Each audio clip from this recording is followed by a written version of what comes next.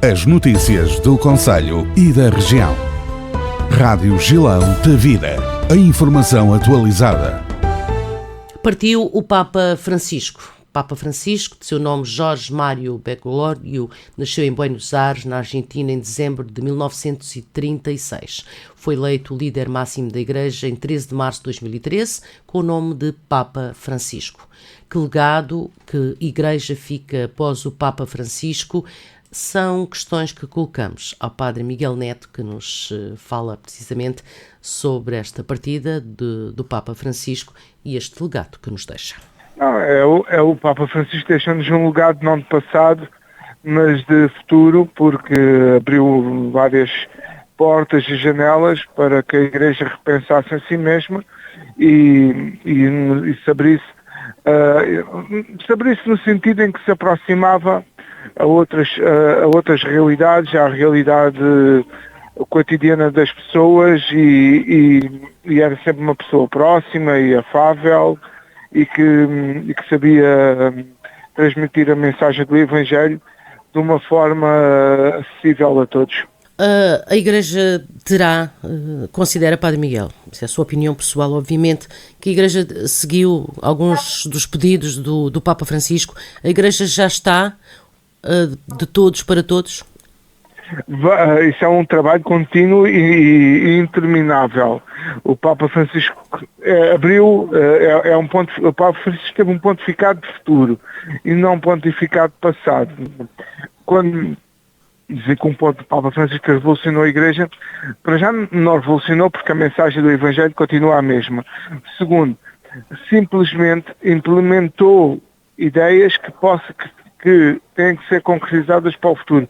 O caminho sinodal, a questão da proximidade com os outros, com os mais necessitados, a questão das imigrações, que era um tema bastante importante para ele e bastante atual para nós.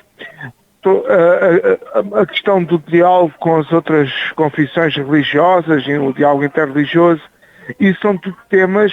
A questão da relação da Igreja com temas de fronteira, como a questão dos casamentos entre pessoas do mesmo sexo ou outras situações mais delicadas, ele não fechou porta, ele não fechou nem tratou do assunto, ele simplesmente inquietou-nos e agora vai ser necessário a própria Igreja responder àquilo que é o legado do Papa Francisco. Sim. A fasquia fica elevada para um próximo Papa?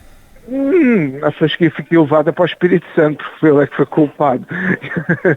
Nós católicos acreditamos sempre que, apesar de haver filmes como o Conclave ou outros que retratam sempre a questão da eleição como uma questão política, há sempre espaço para a ação do Espírito Santo.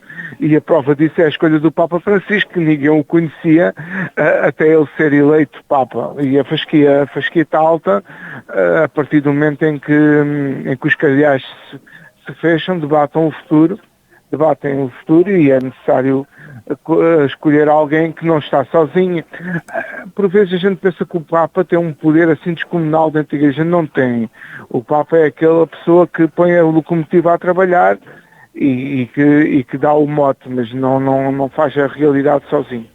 Existe, muitas vezes diz-se isso, essa resistência da parte central da Igreja, por isso nem tudo o que qualquer um dos Papas possa ter definido, grande parte das vezes acontece.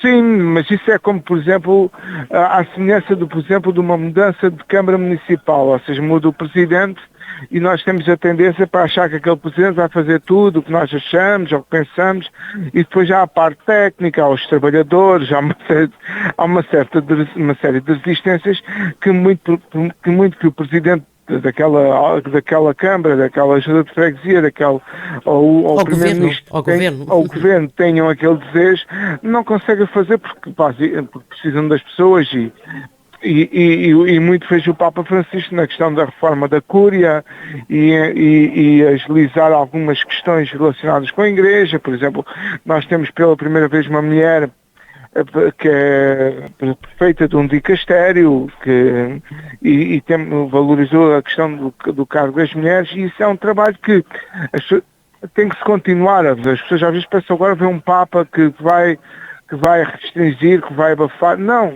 há coisas que são irreversíveis. Não se pode voltar atrás em muitas coisas.